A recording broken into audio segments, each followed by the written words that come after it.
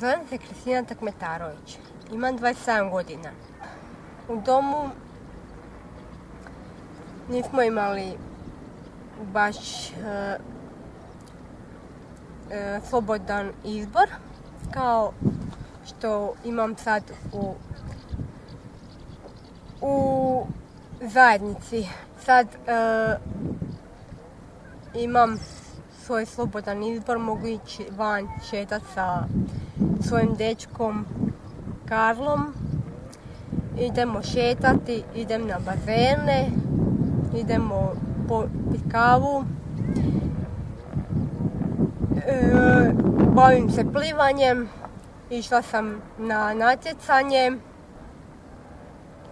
To u domu gdje sam bila u Vinkovcima, bila sam 11 godina sam bila u domu.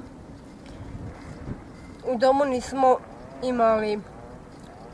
nismo mogli biti vani dokle smo htjeli.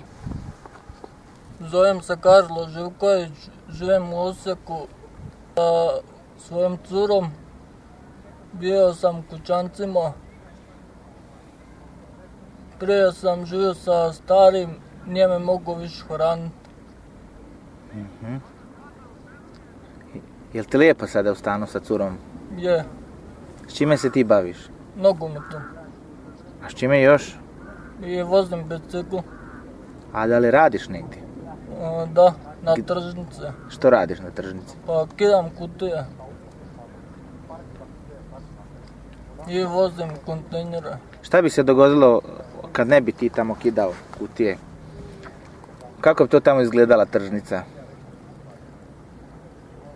Da li bi bilo uredno sve? Bi. I kad ne bi ti kidao kutije, kad bi sve bilo puno kutija? Ne bi.